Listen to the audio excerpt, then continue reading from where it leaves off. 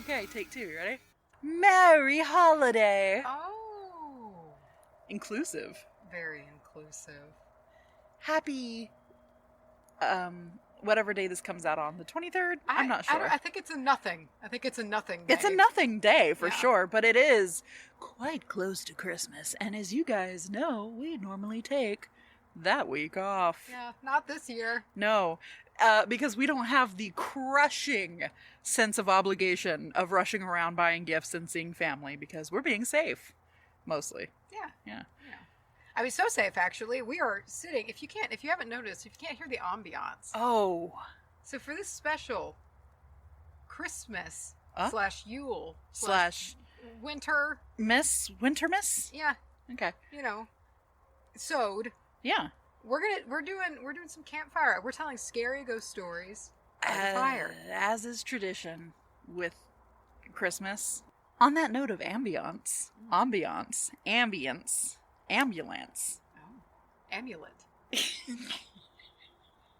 Amaretto. Amygdala. Medulla oblongata. That's good. That's good. Like, stop it. On the note of ambiance, you might be able to tell that we are in the middle of the forest. Yeah, we've left the screened-in porch. We've left the safety of the screened-in porch. Venturing out. Yeah, and so we're actually outside by the fire pit, all set up. We have a lamp. Actually, it's a very moody, nice setup. You guys, listen to this. Not only do we have a roaring fire, sir, we have like a bedside table with a real lamp on it, and the brand spanking ass new microphone setup that we have. Yeah, man. So hopefully you guys can tell a difference in it might be tricky since the first time we're using them, we're outside. Well, see, and it's also the first time that we're using these mics, so there's going to be a period of trial and error. This is basically me begging you to not immediately run to Facebook and tell us how shitty we sound. Yeah, that we've made a shitty business decision. Everyone's like, I'm canceling Patreon. This is what I pay for. However, we are here to tell some ghost stories, as Macy said, and I wanted to talk about this a little bit. From a very young age, that song, The Most Wonderful Time of the Year, there's that line in it, okay? If you remember, it's, there'll be parties for hosting, marshmallows for toasting, and caroling out in the snow. Caroling out, is it out in the snow? I don't remember the melody. I forget the melody of that particular line. There'll be scary ghost stories and tales of the glories that... I don't remember. Yeah, I don't remember. Like Christmas is long, long ago. Yes, that's the... Actually, you have the part that I didn't remember. It's, there'll be scary ghost stories and tales of the glories of Christmases long, long ago. And that line stuck out to me about scary ghost stories. Oh!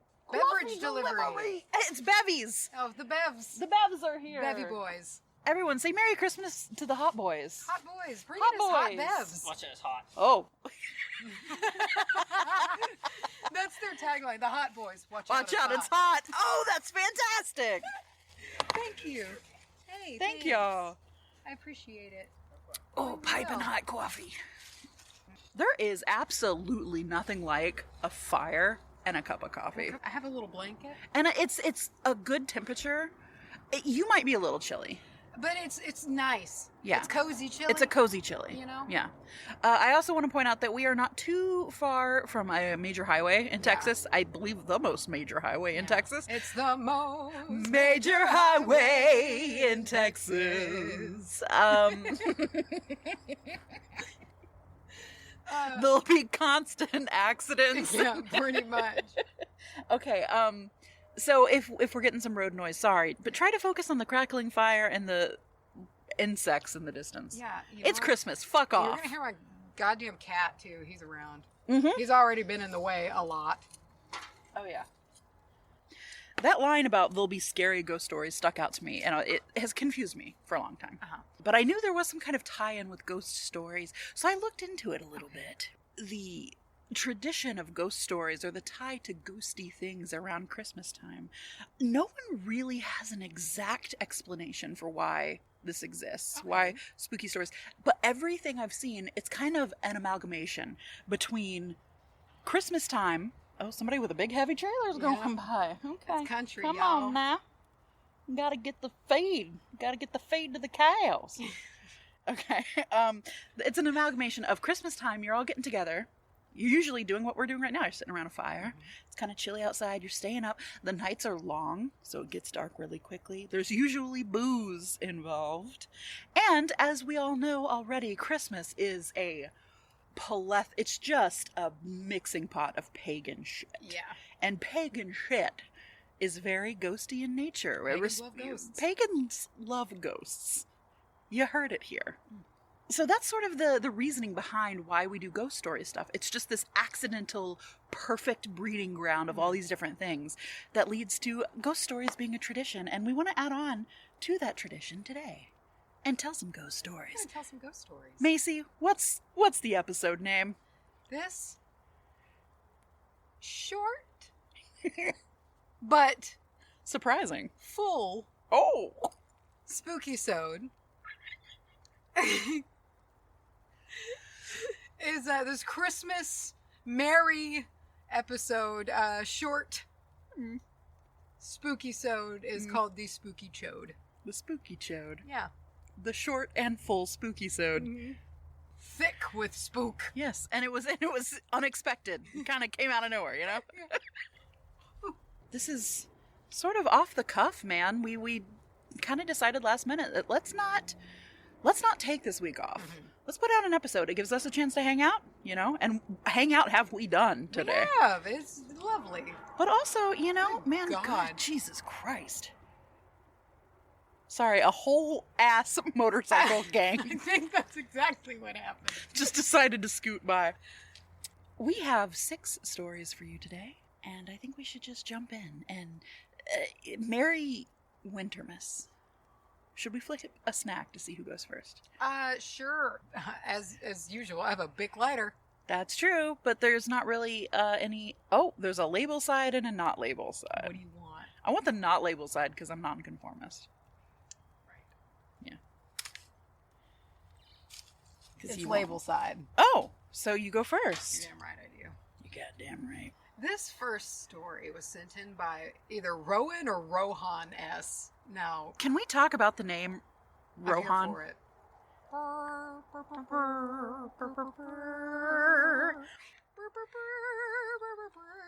Riders of the Rohirrim.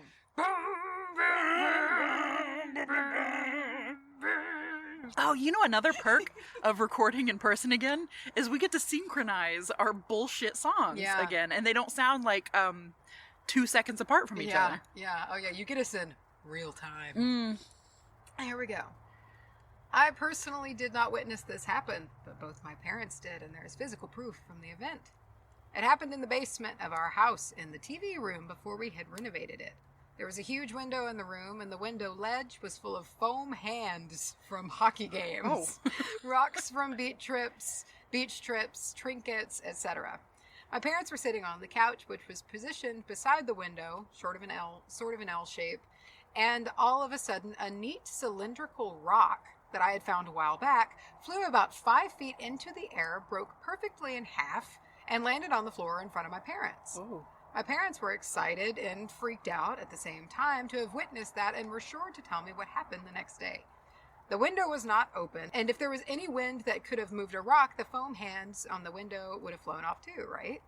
The only rational explanation is ghosts. Yeah. To add to this, the foam hands fell off the windowsill several times before and after this event, but honestly, it could have been the wind. This event still freaks me out to this day, and I've only told a few people about it. It happened in 2 parts. The first was when I was home alone during summer about a few years back. It's always when you're home alone. Alone. Always. This was after we had done renovations to the basement, and it is now one big open plan room except for 3 very small rooms. My room, the bathroom, and the laundry room. We have an open hallway space behind our couch to get to the laundry room, and the TV is the other wall parallel to the hallway and couch. I was sitting on the couch, the TV was off, and I was staring into the blackness, just zoning out as one does. Yeah.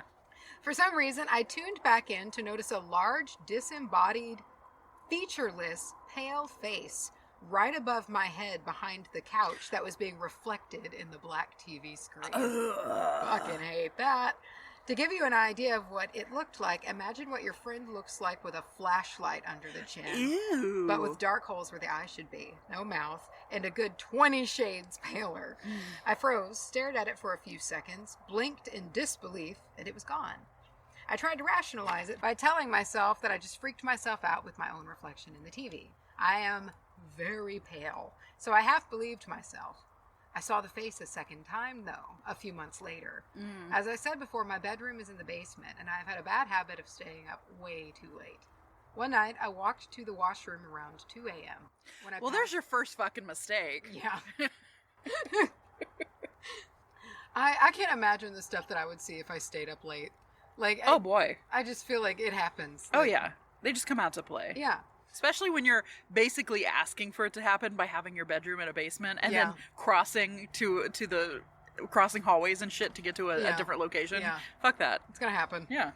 One night I walked to the washroom around 2 a.m. When I passed the laundry room hallway area coming back, something drew me to look, and I saw a large, pale face once again in the same spot right behind, just above the couch. I'm glad I was coming back from the bathroom because I probably would have pissed myself in fear. I only connected the two events when I was talking about the paranormal and ghost experiences with my friend and his mom. It made both events freakier when I realized I guess I wasn't just imagining things. So whenever I leave my room at night, I stare down that hallway to make sure there's nothing there. And I do often feel like I have eyes on my back when I leave the room at night, so I don't know what is going on. I haven't seen the face since then.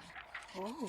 I'm going to be super Are You Afraid of the Dark, and I'm going to burn this. Dude, oh my god, dude, I was thinking that. Oh yeah. Baby. Look at that. So, you guys, if you're listening and we read your story, know that we, with love, with no disrespect, are tossing these into the flame, simply to be super cool and spooky goth about it. You know. So, it's great. I have had an experience like that with the television. I think I've told you about it before. Where I was watching TV and I turned it off, and after you turn the TV off, you can kind of see like your reflection in it for just a sec, and saw like a figure sort of standing behind me, and that was one of my very first this is clearly something's going on here. So I'm sorry you had to see that, but at the same time, stop asking for trouble by walking to secondary locations at 2:00 in the morning. Just go to bed. Just go bed.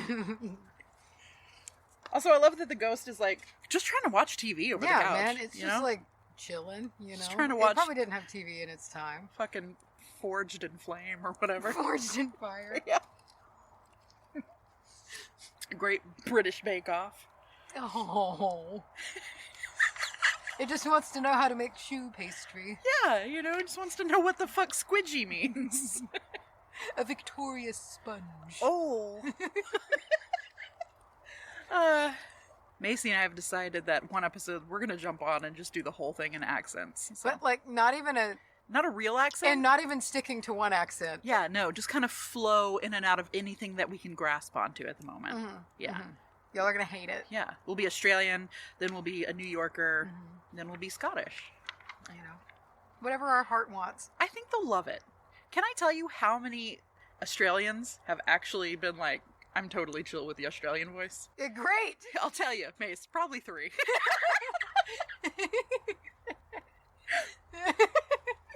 This next story is from Augustine. Oh, lovely. I grew up partially in a small New England town called Charlemont. Charmaine? Charmin. Charmander. I was want to check and make sure if you have another one. It has lots of history, but even more so, lots of paranormal landmarks. One of which is the Charlemont Inn that often served as a town hall for yearly events.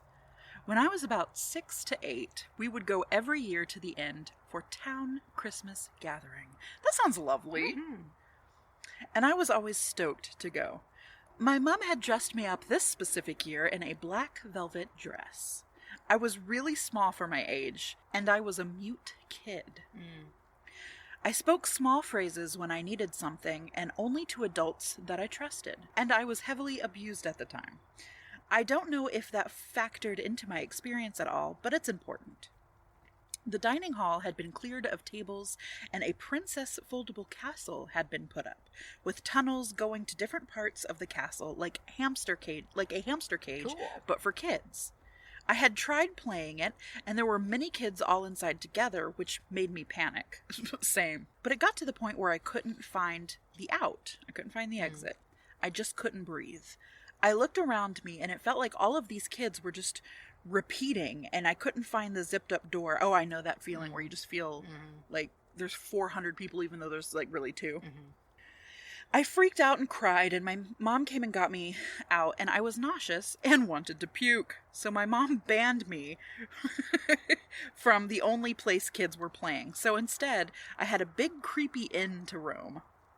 I found a few kids playing hide and seek. My sister, who's very loud and sociable, was playing, so she spoke for me, letting me join in. There was one rule, made by my mother. No one was to go upstairs to the sleeping quarters.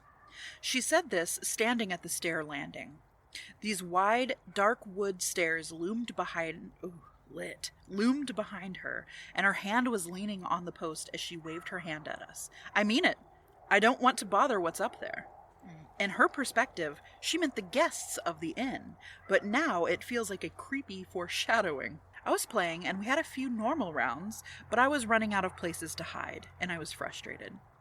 I wasn't very good at it. All the other kids were older, as it was just them who couldn't fit into the princess castle anymore. So I looked up the stairs to the yellow-lit hallway above. I went up to the stairs, thinking I'd sit in a hallway until they gave up, not really understanding the concept of cheating. Now is a good time to explain the history of the Charlemont Inn. I encourage you guys to do some research too. I'm not sure what's local legend and what's factual. Charlemont was a heavy traffic stop on Native American nomadic routes in the Civil War. The Mohawk Trail is littered with battle sites. The inn opened their doors to soldiers to sleep at night before they continued their journey. It was burned down twice with the soldiers inside. And remade on top of that. I love that energy when it's just like, just redo it. It had hundreds of ghost sightings and reappearing apparitions. The way the upper floor was made into one long hallway and many hallways branching off to the sides. It had no paintings, just doors going down each branched corridor. And a window with a chair at the very end. Of course, why not? Probably a rocking chair. Yeah. I walked along the main corridor, looking down them. Scared to see an old, angry lady who would tell my mom that I broke the rules, but Instead, I looked down one, and on the other end was a man. He was dressed up in a costume. I thought so anyways. It was brown and dirty and stained, and I wondered if it had something to do with a Christmas play or something. I didn't know the events of the Bible very well, so I stood quietly, afraid to be caught, and gave a small wave. This guy didn't look happy. He looked very pained and very sad. I felt the air creep from his end of the hallway into my bones, and I shivered. I ran immediately back down the stairs and lost yet another game of hide and seek. This feeling stayed with me. I kept looking around and waiting for my mom to angrily stomp up to me and let me know that I had upset a guest. We played another round of hide and seek, and I tried to act like I was okay. I hadn't spoken a word to anyone anyways. I had recently picked up the idea of hiding in plain sight from a mystical novel that I had read. So I hid in the phone booth on the first floor. It was a little enclave in the wall with red velvet interior and one of those old phones that you had to hold in your mouth. You had to hold to your mouth and your ear with a sliding glass door. I waited maybe about a minute before I was caught, obviously, and I was bummed. But then I tried to leave. The door wouldn't budge, not even wiggle on the loose track, like it had been glued in place within the last 30 seconds that I had been there. The older boy who found me tried to open it, and he struggled as well. I started to get upset, so he grabbed my sister, who tried her best to move the glass and kept yelling at me to unlock it. I looked at the door, and all around there was nothing that would even pass as a lock or a hinge. I started to cry instead of replying to her, so she went to get my mother. My mother is tall, Native American, and worked on a farm at the time, so she was stronger than most men in the building. She yanked on the door, and it didn't work. But then she pulled with her body weight and it flew open. I jumped out and my mom again banned me from the game. I never told her that I cheated and went upstairs. And the glass doors never locked again. For the rest of the night, I sat next to my mom at a table in the bar area, eating fries and listening to the conversations, my eyes on the door that led to the rest of the inn, waiting to see if that man in dirty clothes came back. Years later, I looked up the inn and read about the paranormal activity. One of the recurring apparitions is a young man in uniform who had been burned in the fire during the Civil War, who is seen in the sleeping quarters of the inn. As soon as I read those words, I was cold and my eyes were watering. I had pushed off the idea that maybe I'd seen a ghost of someone who had once been there, and the pain I felt in that hallway seeped into my bones again. Into the fire. It's actually really hard to get it into the fire. The fire it's just kind of sideways. I'm going to throw a log on there. I think you should. So as Macy throws another log onto the fire, I hope that sound shows up. Oh, baby.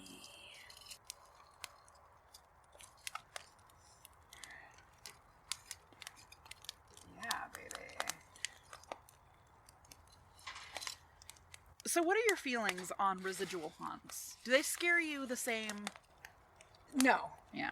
They don't. I mean, of course, like, don't get me wrong. Like, if I were to see one, I'd be fucking rattled. Yeah. But it's not, it's nothing to be afraid of to me. It's just like stone tape theory stuff. It's energy imprintation. It seems to me that residual stuff always comes in a little clearer. You know, because an intelligent haunting, that takes so much energy to push through. To break through. So it seems to me that those residual things where you're seeing someone in their outfit. Mm-hmm. Yeah, man, I don't know. I fucking am so scared of seeing a dead soldier. For some reason, out of all things to me, that is the scariest thing I could see. Really? Well, yeah, because it's such a horrifying... Yeah. It's just such a horrifying thing to me. Mm-hmm. Especially back in those times where there are a million different ways you could go. Oh, yeah. You know, besides just being killed in battle. And your chances of getting killed in battle were just so much higher. And I felt like there's such a sadness around that because you know that, you know. But I also do love the very accurate description of playing hide and seek with older kids. Oh, yeah, for sure. I appreciate that. This next one was sent in. Oh God, this is gonna be rough. It's just the first sentence mentioned sleep paralysis. Oh. This was sent in by Sedona. Sedona. Hey, little Hollywood. I have had sleep paralysis episodes for most of my life. Oh. I'm 25 now, and my first memory of experiencing it happened when my family relocated to the South when I was 6.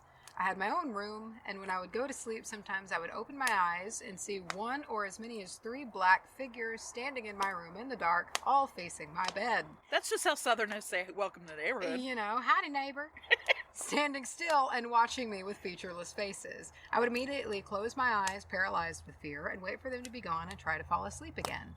Every time I would peek my eyelashes, they would be just a little bit closer. I would shut my eyes quickly again, and this process of them inching closer seemed to go on for hours until one would be sitting at the foot of my bed. As a little kid, I thought I was being visited by aliens. This was in an apartment that my parents rented. I would also see eyes peering at me from my closet, which I could see into from my bed, of course. However, this could have been our old black cat named Jasper. Still creeped me out as a kid, but now I feel like he was watching over me. Eventually, my parents bought a house in a suburban area. That's where I lived through middle school and high school. My parents also went through a particularly nasty divorce, so I ended up having 2 homes through this time of my life. At my mother's house, my brother and I would watch TV when we got home from school. We would frequently hear things shifting in the attic above us, but we would look at each other as if to confirm, you heard that too? And then we would just resume watching our show. We only went up there a couple of times a year, mostly to get Christmas decorations and put them back up after the holidays, and every time we went up there, all of the boxes would be pushed against the walls instead of close to the steps like we would leave them. I never liked being alone in the house, even in the broad daylight. Very, very passive attitude so far to a lot of this. One time, I was washing dishes in the kitchen when I was home alone. Ugh. Yeah. I hate doing that. Yeah. I hate doing that. Know where this is going, man. It was in the middle of the day on a weekend. I could feel the air from behind me move in a breeze, and I felt footsteps on the tile as someone walked behind me through the kitchen. I turned to see who was home, and I realized the house was silent, and I was the only living thing there. The hairs on my neck stood up, and I stopped cleaning, as I didn't want my back turned to the house anymore. There was another instance where my mother and I were doing some spring cleaning one day. I was in the front half of the house that had the living rooms and kitchen. I heard her calling my name from the back half of the house, which had all of the bedrooms and bathrooms. I walked down to the back of the house, noticing all of the lights were off. I walked into the master bedroom and even back into the master bathroom. My mom was not in the house. Ugh. Feeling intense dread as I stood alone in the dark room, I booked it to the kitchen where I saw my mother outside trimming the ivy that grew on the brick house. I went outside and asked if she had been calling me, and she said no. I told her I heard her voice coming from her bedroom. She brushed it off, but it deeply disturbed me. What was imitating my mother, and why did it call me to the back of the house alone? My mom believes in the supernatural, but my brother and I were convinced there was something in that house, possibly malevolent. He and I would stay up late watching TV, and we never looked out the windows at night because we could see some creepy reflections in them. Nope. We also went to sleep at the same time. We wouldn't leave the other up alone at night. He frequently had night terrors and spoke in his sleep even after he graduated high school, but this stopped when he moved out. It's like the twins from Hill House. Oh. Oh. Oh. Little Nell, little Yeah, Nelly. Jake. What's I his don't name? think his name is Jake. Luke. Oh, yes, okay. Dylan. Connor. At my father's house is where I had the most sleep paralysis during this time of my life. If you don't know, sleep paralysis includes all kinds of, quote, hallucinations, including seeing things, hearing things, and feeling things touch you. One of the first episodes I had was late one night at my dad's place. I was in bed lying on my back, and I felt myself slipping into paralysis. That must be awful when you know it's coming. You can't do anything. By now, I knew what was happening, and I knew I just needed to ride it out. I didn't see anything. However, I started feeling a light touch going up and down my legs. Always the legs. Always the legs. The touch got firmer and firmer. It started feeling like two strong hands were rubbing my legs, but like in a good way. That'd be nice. No, it doesn't say that, but I'm asking that. Like, are they like giving you a leg It's like rub? a full body massage. Around my head, I could feel something breathing in my hair and blowing it in my face. Ew. I could hear a pig grunting, as if rooting around in my hair and pillows. Unable to move, I just lay there with chills going down my spine for what felt like hours. I never saw anything in my bedroom, but feeling something going through my hair and breathing all over me still gives me chills. Listen, minus the breathing on me, I could be down. That sounds Just like a leg rub and a somebody rub playing with down? your hair. Yeah. Oh, baby. But the second you breathe on me, The second I hear a pig start grunting, I'm like, oh, you're the devil, okay. I'll put up with some devil hands if that's what it takes. Where I currently live is where I've had the most experiences. The first night I spent the night in the house, I had a dream where I was just walking through the rooms of our new house. I went through the kitchen and into the front room before the two bedrooms. As I turned the corner into the front room, I saw a person standing with their arms spread up and away from their body, facing the corner. Yeah, bye. One of my mother's handmade quilts was draped over its body, concealing it to identify, but I could see its large, round head and outstretched arms. That's maybe one of the worst things that's ever been written in. Why would it ever take a blanket? I hate that. For a period of time, my ex-boyfriend lived with me, and the sleep paralysis episodes were almost nightly. I told him I could not move or speak during one of these, but if he ever heard me breathing quickly through my nose to wake me up, that was the only way I figured out how to signal him that I needed help while being essentially paralyzed and unable to speak. He stayed up later than me playing games in bed, and there were many times he had to shake me awake so I could get out of a sleep paralysis episode. However, the worst dream sleep paralysis I ever had occurred recently, about 4 months ago. I was in my room on the verge of falling asleep, lying on my side, drifting into a dream. In my dream, me and an unknown friendly person were walking through some woods at night. We came upon a house with a soft glow coming from the windows. The door was ajar, so we walked in and followed the layout of the house to a set of stairs leading to a basement. There was a basement door that was cracked open, emitting the soft glow of light we had seen outside. We quietly walked down the steps. This is going from lovely to not. Very, very quickly. And opened the door and walked down a hallway. There was a large arched doorway, and we could hear a fire crackling. Oh. We're so simple. We're so lame. We crept to see what was in the room. I peeked around the door frame and saw a circle of people sitting around a fire. Okay. The people in the fire were badly injured, or the people in the circle I would guess so. were badly injured, bleeding, and holding their own limbs and sitting on broken legs. Ooh. They all turned, and their faces were blank as they stared at me. I turned to tell my friend we needed to leave, but he was gone, and I was alone. Fucking Judas, asshole. I like how even in your dream, this like nameless person who doesn't probably exist in real life is just like, see ya. Bye. Oh, God. Caught, I turned back towards the room with the fire and noticed an old woman standing at the head of the circle watching me. She was so old, her skin had started to rot away from her bones. Oh. And I could see bugs crawling on her. Ooh. Of course. She ain't old, she dead. She's also spry. She bent down and started crawling Ooh. slowly towards me while the people in the circle quietly watched, her bones cracking and joints jutting as she moved. This is a movie. I was frozen in place in my dream. As I was lying on my bed experiencing this, I felt something grab my spine and twist, causing me to bend backwards in pain. The woman began to speak. Her mouth was not moving, but I heard her voice in my head. She told me I owed her something, and she was going to get what she was owed. She continued whispering words into my brain, and the pain in my back began to relax as I slowly woke up a little, but I was thrust into another dream. In this dream, I was standing on my porch, holding the door to the house wide open. This woman's voice returned to my head.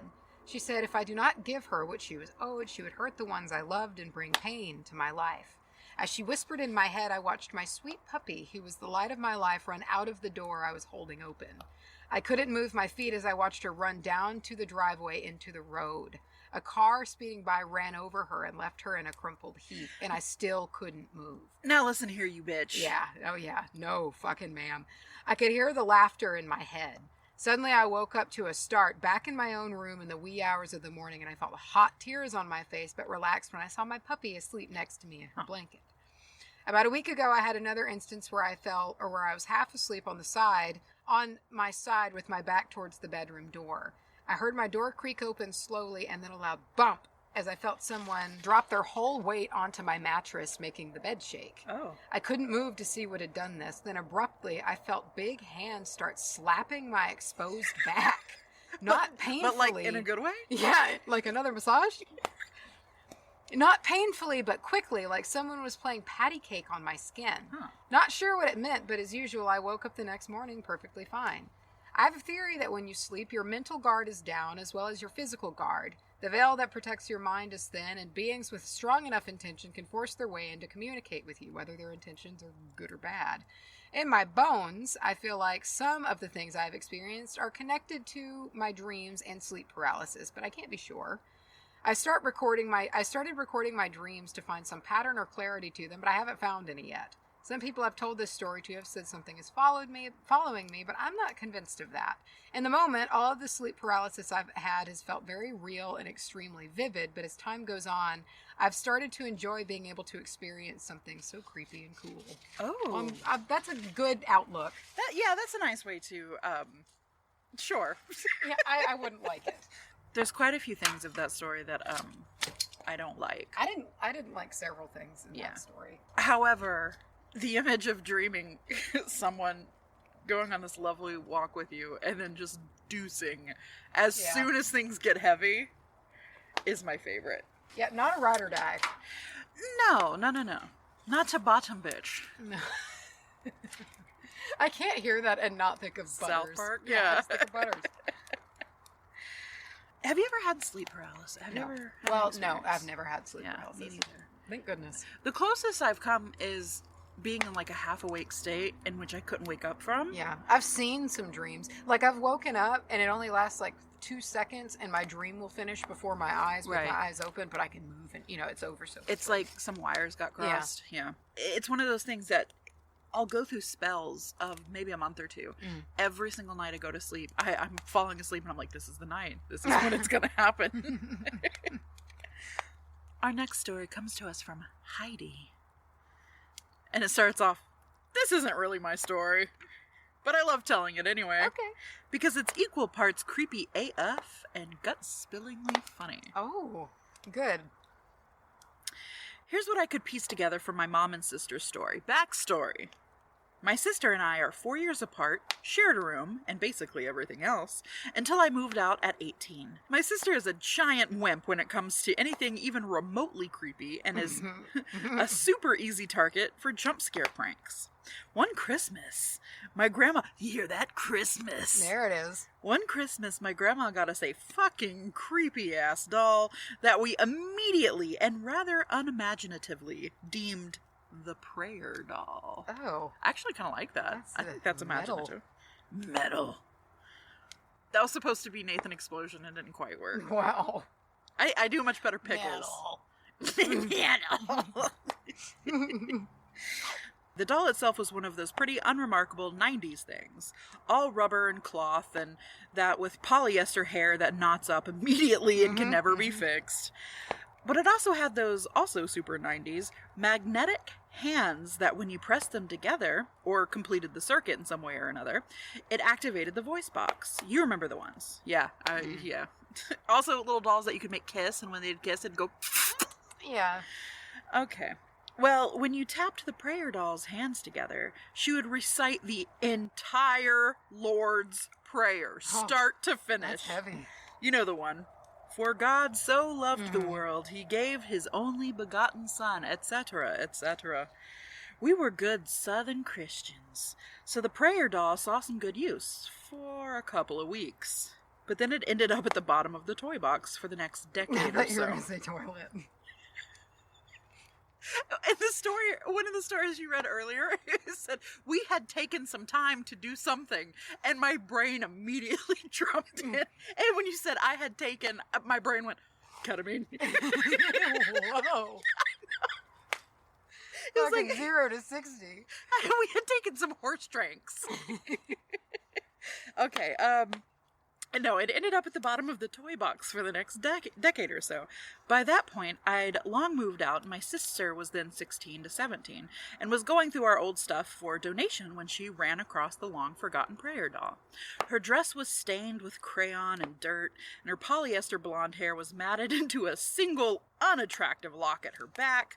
Apparently, overtaken by nostalgia, my sister tapped the doll's hands together, not really expecting much, and was surprised to find that 10 years had not changed the quality of the recording.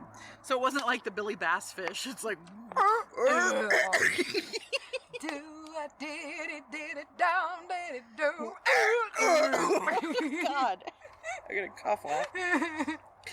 She listened to the prayer in its entirety and then tossed the doll unceremoniously into the donate pile.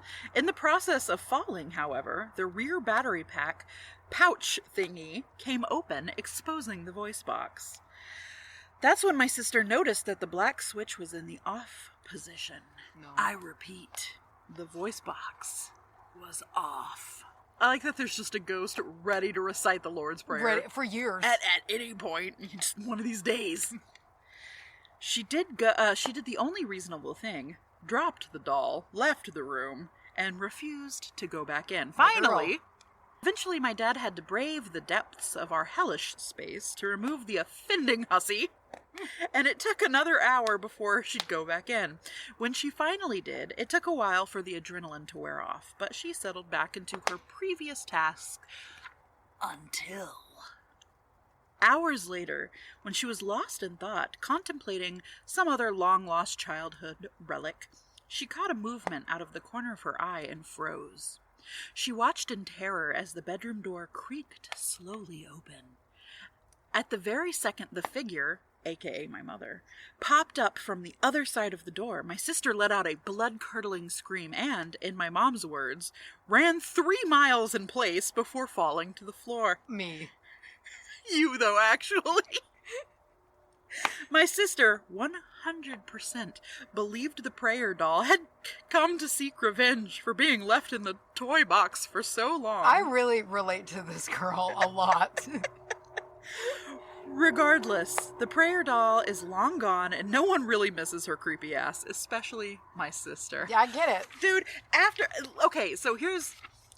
a legitimate scare like that, you are so fucking you're on edge. Jumpy as hell, man. And by the way, running 3 miles in place and falling to the floor is Macy at the slightest of jump scares. Yeah.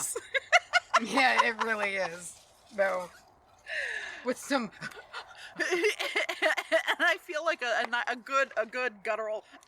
Yeah, a big just single note expulsion. Yeah, yeah. It's not really a scream. It's just sort of like your throat closed and all the air came up from your belly at the same time. Squeeze a balloon, like stretch Exactly. it out. It's like, you know when you watch a baby giraffe walk for the first time? Yes. It's like that, only you fail miserably. Yeah, it ends in failure. It's like the first attempt. It's like you're watching it in reverse. Yeah. Yeah. That's embarrassing. And then you get sucked up into the asshole of a giraffe, so. Yeah. The asshole, that's right. That's where babies come from. You know, those cochlea that all mammals have. The asshole.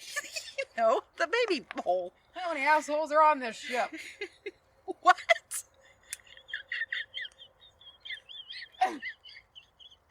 Baseballs. Oh, wow. By assholes. Oh, that was a throwback. Oh, I looked at this and there's the word Christmas and Mrs. Claus and Santa and all kinds of goodies. We've made it. There'll be parties for hosting. Simply having a wonderful Christmas time. Fuck me. Fuck that song. Fuck you, Paul McCartney. Oh. And I don't want to hear it. I don't want to hear any of you Christmas fuckers getting on the Facebook, talking about, I love that song. It is so special to me. It's not, though. Reevaluate your life. Look, we've rendered our opinion. Okay?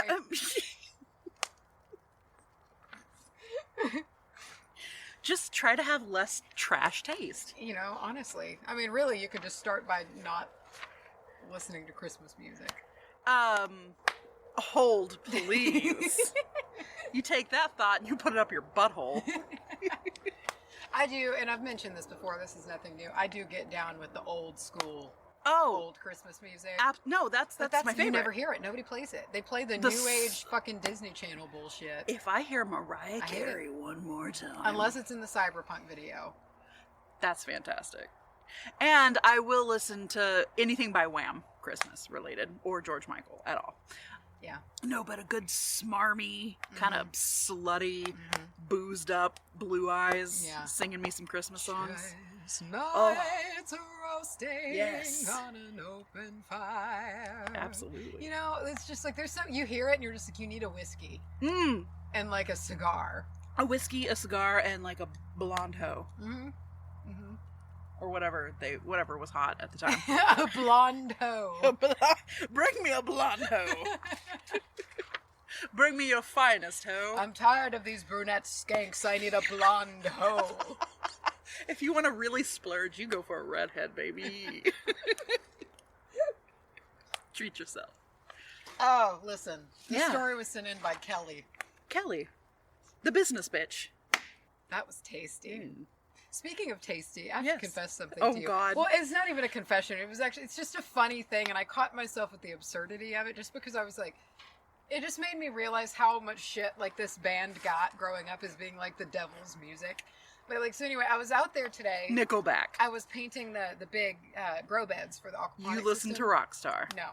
Oh. But no, way better, first of all. Okay. And so I was like, and I was just like blissfully happy. And it was like, it was kind of warm and I was excited. I was painting my beds and I was outside and I just had a bath this morning. So I was like just feeling good. Yeah. I was like, you know what I need to listen to? 9 Inch Nails. And so I put on the Downward Spiral and played it in order. Okay. And it was so good. And I was just thinking, these stupid fucking parents, like, all of this time being like, it's just that these kids are fucked. And I was having, like, the most upbeat, happy day ever listening painting to the outside. Downward Spiral. And it's Dude, like, y'all don't even fucking get it. Several fucking times growing up, they were referenced as, like, the most hard sell your soul to Satan music. Bad shit. Yeah, and, like, being an adult now and having listened to a fair amount of it, it's like, nah. Not really. It's fucking great. And, like, the reason I brought this up is, I don't remember what was, something was... Sorry, there's a street fight happening. Yeah, I know. Those fucking semis. Yeah. Fucking Mad Max is happening. I said tasty. The reason I say that, I was like, I like 9 Inch Nails. I actually would say I love 9 Inch Nails, but I forget about 9 Inch Nails all of the time. And they're one of those bands, I don't know if you have any like this, to where, like, every time I ever hear them, I'm like, fuck, I've got to start listening to them. Because, like, every time you hear it, you're like, God, this is so good. Yeah. And I forget. Yeah. And so it's like, I've heard several songs, but I've never, like, actively listened because, like, I forget about them for some reason. Yeah. And so, like, today, I just, like, was like, I'm going to listen to the Downward, because it's, like, a classic record, It's like, I'm going to listen to the Downward Spiral. And it was so fucking delicious. The textures. Yeah. He's a textural genius. Okay, here's Macy with her fucking undiagnosed synesthesia again. It's delicious. Like, I was just, like, listening to it, and, like, I think this every time I listen to them, because, like, Trent Reznor, he's just, like, a fucking electronic music whiz, Yeah. And he layers so many weird sounds on top of each other, and I was just, like, tasting these songs, and I was just like, oh my God, why have I not actually ever listened to these guys? Like, why have I not listened to 9 Inch Nails before, like this? I feel like, and you're talking about 9 Inch Nails, so I feel like this is gonna sound like the most pussy, soft-ass thing I could say, but I feel that way about Iron and Wine. Really? Yeah, I do. Sorry, I feel You've almost... listened to them for a while. I remember you telling me about Iron and Wine. What was that for the song? Something about, was it about his sword? What was it? Woman King? I don't remember. I don't remember. The Trapeze Swinger. Yes, actually, it was the Trapeze Singer. Oh. All right. That's the one. Whoa. But yeah, I could dig it. They're much softer and more delicate than. Yeah, I know, which is what I mean by, like, I can't even. Hold on, let me think of something really hard. It's a big difference from God is dead. No one cares.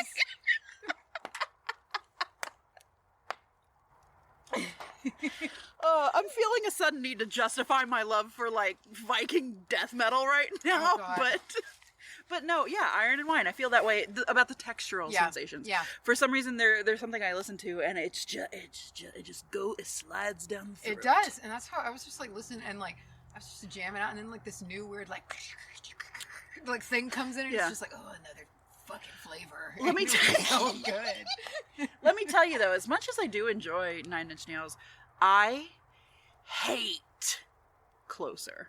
Which one is that? The big one. I wanna fuck you like an animal. Oh no, I love that song. I actually never knew that's what, and it was funny. I listened to that song twice today. I didn't know that's what it was called. Closer. And I think it's just because I wore the wheels off of it when I was a teen. See, I didn't. Yeah. Really, the first time I heard that song, I was like 19. Well, it's just, I don't know, something about, I'm gonna make this short because I don't want to be gross on Christmas of all days, but it just feels like a teenage boy wrote a song about sex. Well, so here's the thing. I didn't know, and this is all brand new to me, so I'm not, like, acting like I'm a 9 Inch Nails fan. I'm not. I've listened to them maybe collectively my whole life for about 8 hours. Sure. But I didn't, so the Downward Spiral, that record that it's on, that Closer's on, is a concept album. Okay. And so it's about, like, it's like a manic drug album. Like, it's about losing control. And so that song is on that album, and it fits perfect. Okay, if it contextualized in that sense. And I didn't know that it was on that record, and so I was out there painting today, and I didn't know this order, like the order of the album. I've never listened to it all the way through, and like it was just I was listening to it, and then you just hear boom, and I was like, yeah, okay. And I was in it, man, and I was just painting. You let me pin it. Yeah. See that? And I was just like painting. Like, I will. That like beat though is pretty sick. It's pretty. I'll give it that. It does make me think of Magic Mike XXL, and I can't help it. Is that in that? Oh yeah. Oh. Yeah, it is. Watch that. I changed my whole opinion on Closer. Check that out. Clark, we're stopping by Blockbuster on the way home. Blockbuster. Oh, God. Were you alive for the glory days of... No, I loved movie stores. It was a special time. A Family Video is what y'all had up here, right? There is still a Family Video and CBD now. Yeah. Wow. Yeah. Strange. Hey, you gotta make it somehow. Hollywood Video. Yeah. I remember me and Russ going there checking out games for the N64. Yeah, man. Yeah. Back when you could do that. And go rent N64 games from the video store. And it was such a treat to go to rent movies. Like, and that's something that it's not going to, that's dead. You know, like that time in history is over. And I'm glad that I got to be a part of it. Yeah, for sure. And, it started really ending probably when I was about 12 or so. Yeah, you were probably still pretty young. But I got several years, and I remember going there and you get 2 movies. You get to pick out like 2, yeah, that's right. Oh my God. And you put thought into that shit. Yeah. You would walk the store like 3 times, and you would carry around the one movie that you wanted, but if you found something better, you might put it back. And then if you were real lucky, your mom would get you the popcorn tub. Not the bag of popcorn, right. The tub. See, I always liked the movie theater sized like candies, like the ones that come in the boxes. Can we talk about movie theater candy? What is your favorite? All right. If you say snow caps, I'm going to punch you in the tits. Why? Because I like snow caps. They're not my favorite, but I do like snow caps. Well, I mean, yeah, they're fine, but good. I'm Twizzlers.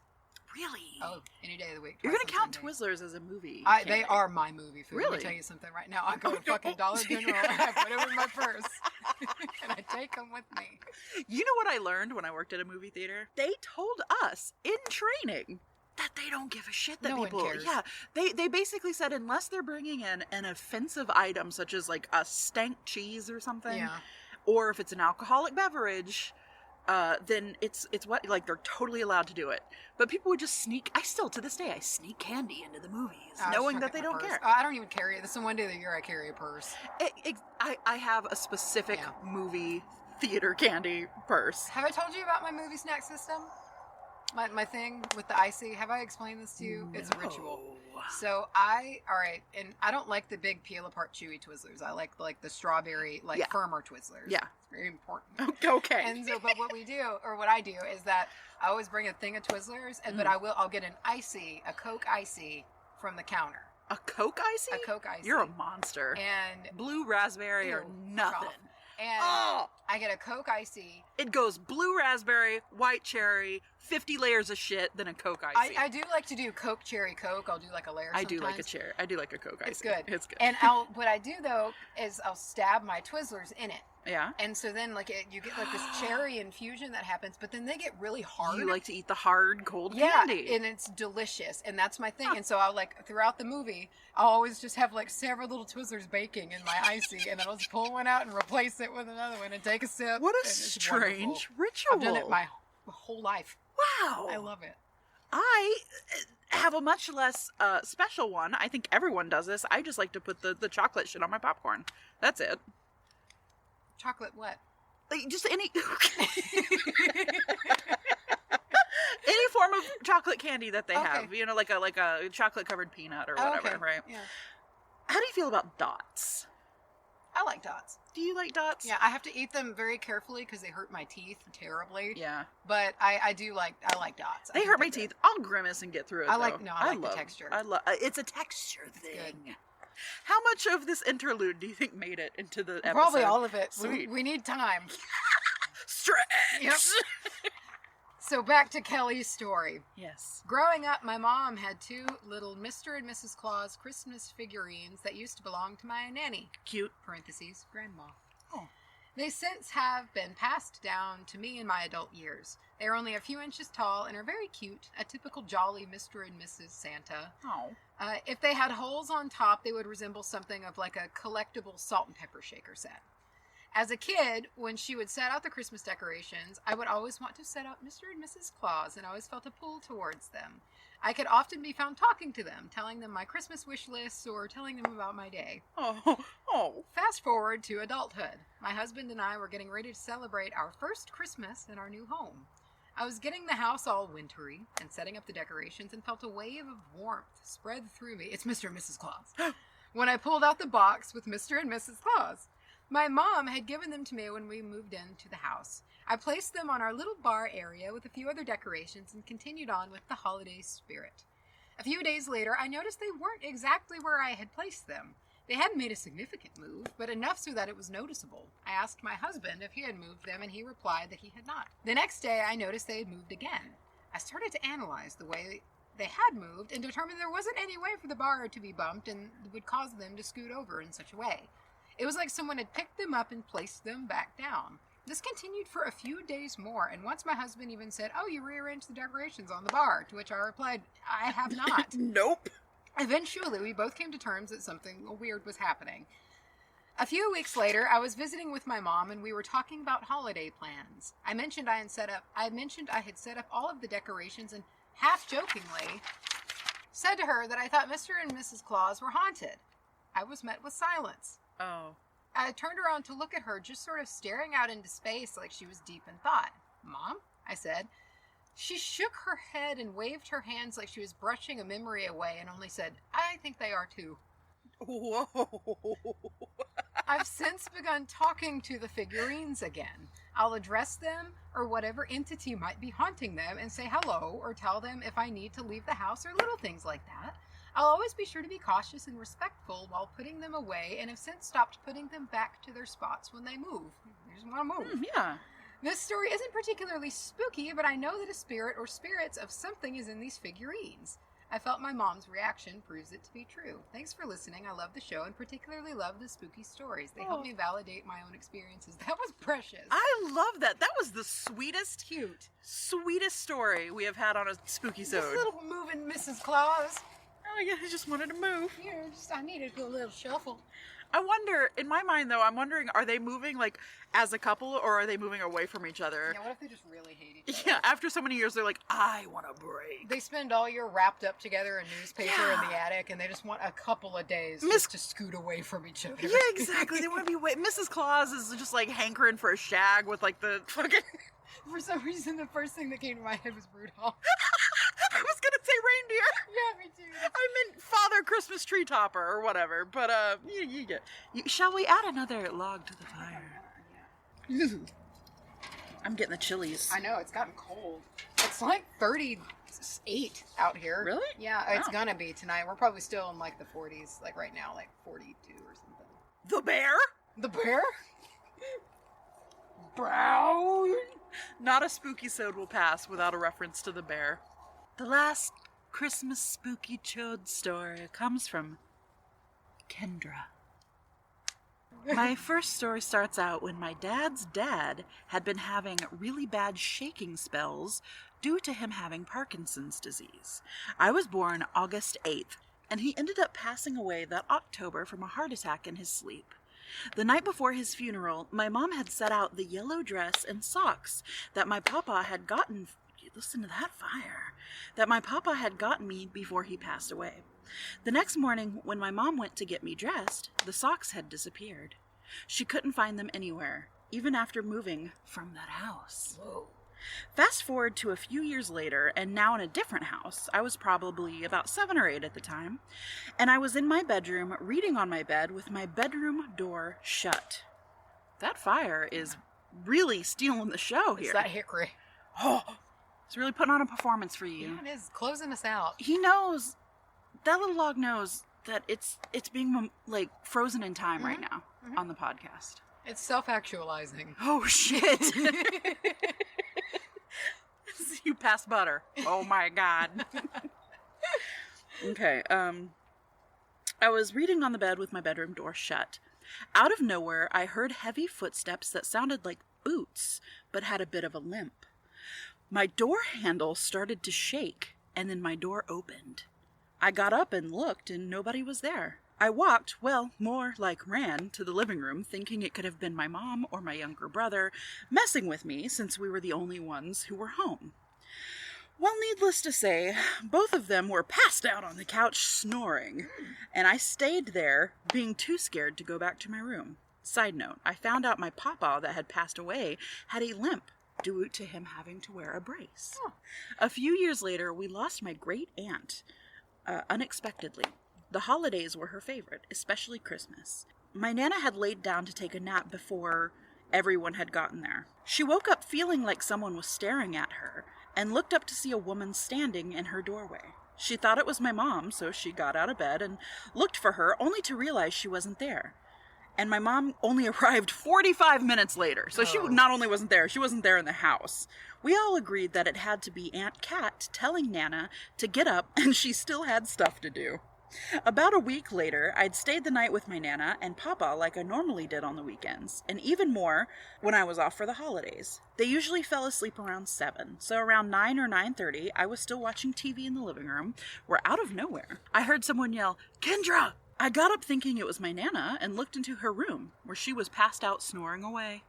Over the years, I still heard and felt things, mostly footsteps in my Nana's attic. But when I was about 20 to 21, I was over at my oldest daughter's Meemaw's house to visit her dad since he was still living there. They had always told me about the woman in white that was in the basement. I had been down there a couple of times, but never really felt anything. There was one night me and my ex were in his room watching TV, and he had went down to the stairs to get something to drink. I looked up and saw a woman in white pass through the doorway, and I got the fuck out.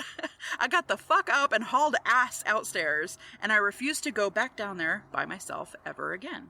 The next Christmas, me, my ex, and our daughter were heading to my grandmother's, and on our way we passed a car that had been flipped over into a ditch. I had this gut-wrenching feeling that something had gone wrong. We heard sirens, so we knew that help was close. We got to my grandmother's, and that feeling in my stomach wouldn't go away. That night I got a call from my dad saying that wreck we drove past had been my Aunt Karen. Oh. And she didn't make it. Oh, shit. My aunt that lived in Alabama hauled ass to Kentucky to come stay with my grandmother. I went over to visit that afternoon after the funeral. I was sitting on the couch and I kept hearing footsteps in the next room, and I felt like I was being stared at from the corner, which is where my aunt always sat when she was there. My aunt looked at me, and my Aunt Rhonda, my other aunt, looked at me and said, "You can feel something." I nodded, and I had no clue how she knew that. I had my second daughter a little over a year ago, and I had multiple conversations with my mom and fiance about how I wish my Nana and Papa were still here so they could have met.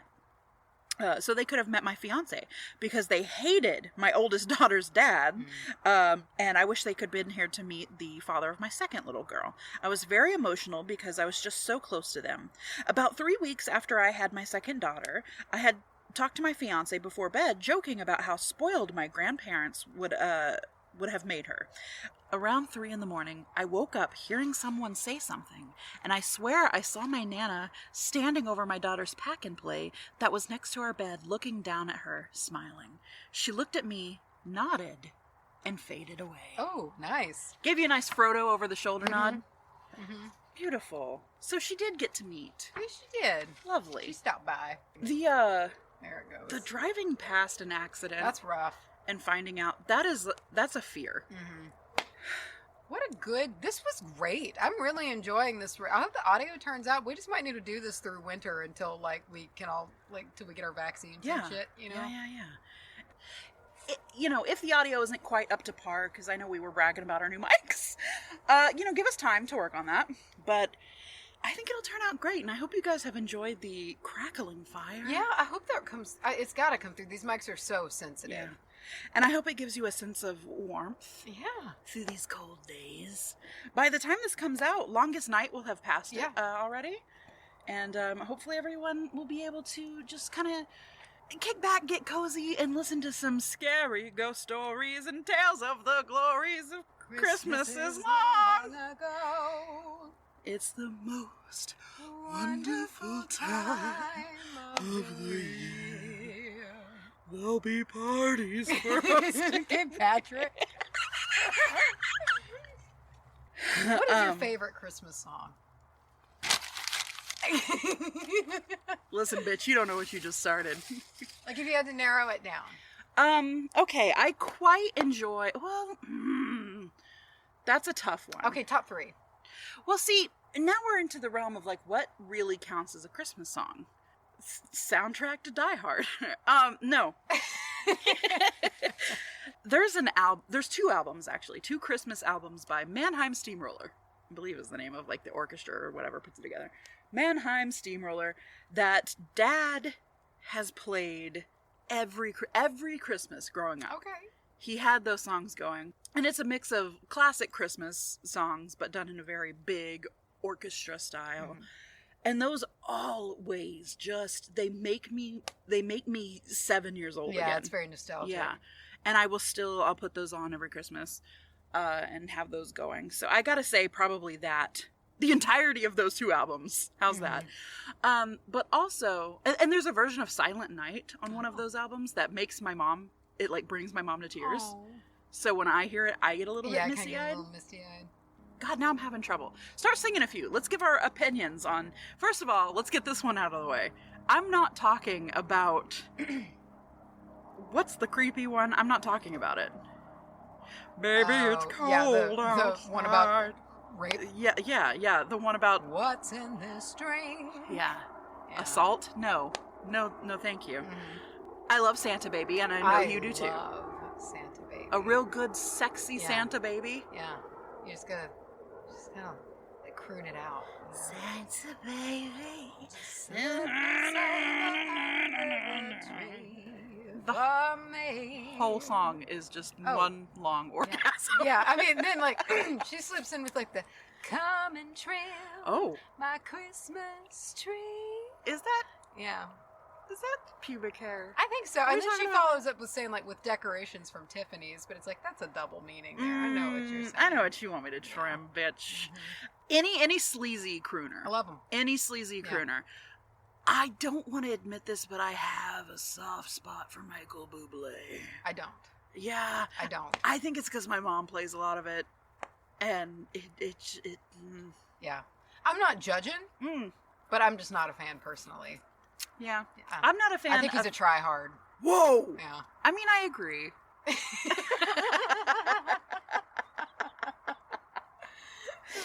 But I like a little try-hard. I like a little chi. You know? Yeah, he is some chi. There's some chi there. There's some chi there. After I know I'm going to think of 400 things that I wish I would have talked about after this, but... I feel like I have a personal wild card favorite Christmas song with Oh Holy Night.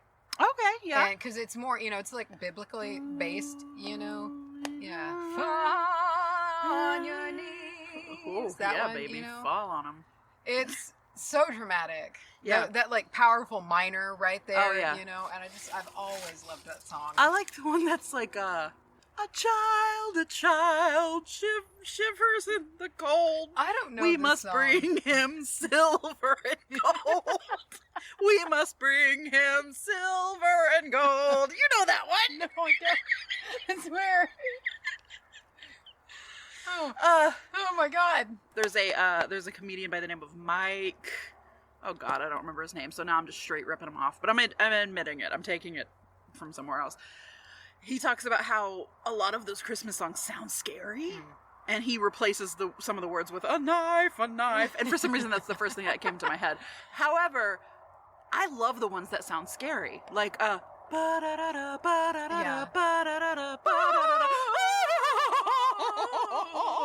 yes. Holy crap, here comes Jesus.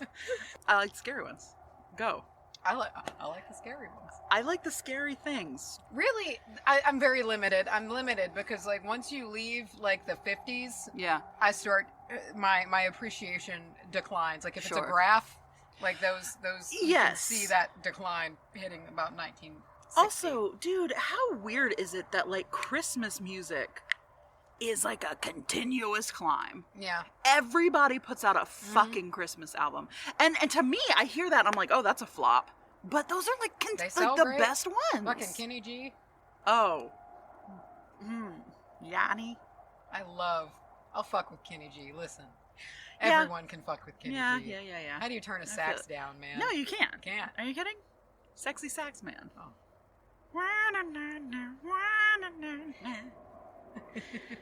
Which again brings me to Last Christmas, which I've got a soft soft spore for. Oh, what's your thoughts on I don't know if this is the actual words, but Melakamikimaka is a thing to say on a bright Hawaiian Christmas day. I am not a huge fan of kitschy. Well, I don't know. That's because some of my favorite music to listen to, just to like actually jam, and I really do like it, is that very kitschy 1950s. Like you might hear it on like the Fallout soundtrack, you know, like Dean Martin and shit like that. Yeah. Because I love the sleaziness. But I don't know, for some reason I'm not into that one. Oh, I will tell you, I don't like kiddie Christmas music. Like, you know, the Rudolph song. No, me neither. Yeah, I don't like any kind of Frosty the Snowman. Yeah, no. No, I won't fuck with kiddie Christmas music. Mm-mm. I want to sound like I want a Christmas song that sounds like there's someone doing blow in the corner. Yeah, that's what I want. I love White Christmas a lot. Did Blow remind you of that? It did, but that's up there for me. Also, Blue Christmas. Yeah. Oh, yeah. The fire loves Elvis. The fire's like, yes! It is Elvis. It is! Yeah! Elvis! Elvis stopped by. He comes out doing a kick. Yeah. Look out! Elvis. Wow. Maybe you and I should make a Christmas album. Sure. Yeah. What should we do first? We have the mics now. Original songs or covers? Or a good mix of both? A good mix of both, yeah. Okay. All right. Mm-hmm. Do our favorite Christmas songs. Mm-hmm.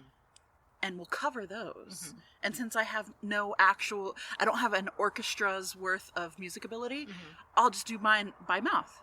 Like that. Just all vocals. Yeah. Great. And you can do your drum. My cajon that I play at about a 3.5 on a scale of 10. It'd be wonderful. Yeah. Hey. So if you want a sick bass-only version of a Christmas song. That would work for Santa Baby, though. Just like do like a loungy, like walking bass line behind it. That's not right. Was that Mr. Sandman? Mr. Santa. Okay. Favorite holiday food dish? Something special that you only like get around this time. And it can be any food, just as long as you sort of associate it with this time and Christmas. What did we call it? Christmas Yule? Wintermas? That's what it was. Sweet potato casserole. Really? Oh, yeah, baby. You fuck with that? Oh, do you fuck with the marshmallows on top? I'd like to do candied pecans instead. Oh, ooh, that sounds good. Yeah, I'll fuck with that. I like it better. By the way, did you see that there were pissed off pecan pie people? Oh, that was like grits. You guys were incensed. And it's like, here's the thing: it doesn't matter who bakes it; it's a texture thing. I think. I've had some top tier pecan pies in my day. Doesn't do it for me. See, and it's like an attractive human that you're just not attracted to. Yeah, sometimes it just doesn't work for you. You can taste it, and you can go, I appreciate this, and I realize that it's an extremely tasty pie. I could see why people would dig it. I could see why someone would like it. But it seems like jelly. But I don't. It's like, I'm trying to think of a wildly popular, handsome man that I don't like. Pecan pie is like Army Hammer. Who's Army Hammer? Who is that? Okay, let me redo. Pecan pie to me is like Chris Hemsworth. Okay. I see that he is an attractive man. Army Hammer. Pecan pie is Chris Hemsworth. Okay. Great. Still a hunk, but I mean a hunk. Not an attractive man. You're hunked. For sure. Fire's just like, y'all go home. Elvis is like, stop. We need to find an ending. Somebody stop us. I don't know. Favorite Christmas movie? Listen, Fire. For me, it's easy, even though I'm completely overwhelmed with it because they play it on loop every single year, and I probably won't watch it again for the next 15 years. It's A Christmas Story. I don't think I've ever seen it all the way through. Are you serious? Yeah. Watch it for the dad alone. Best character. I've not seen it all the way through. I love Christmas Vacation. I love Nightmare Before Christmas. I don't know. What's another Christmas movie? Die Hard. Have you seen Die Hard? Yes, I've seen Die Hard. Are you team Christmas movie or not Christmas movie? I don't really see the connection. Sure. But I'm not here to argue Well, Macy, there's a Christmas tree in the movie. Oh, there it is. And also, my love of my life, rest in peace, Alan Rickman. Oh, love Alan Rickman. Love Alan Rickman. And on that note, everyone have a wonderful Christmas time. Have a good holiday season. Happy Halloween. Happy Halloween.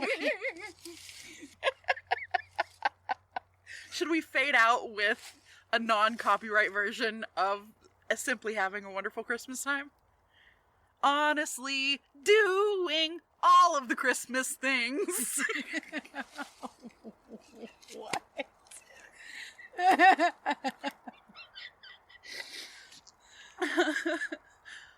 Wow.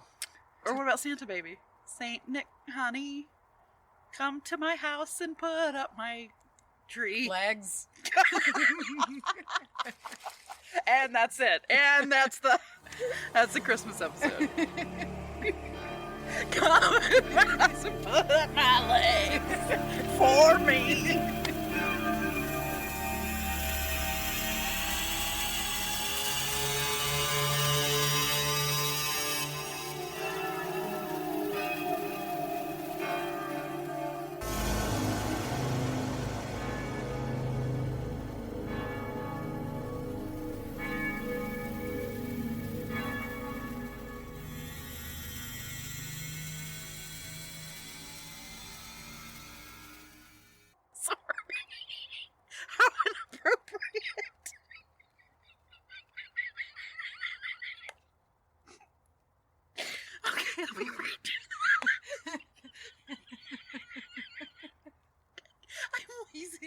I'm wheezing for that cigar. Okay.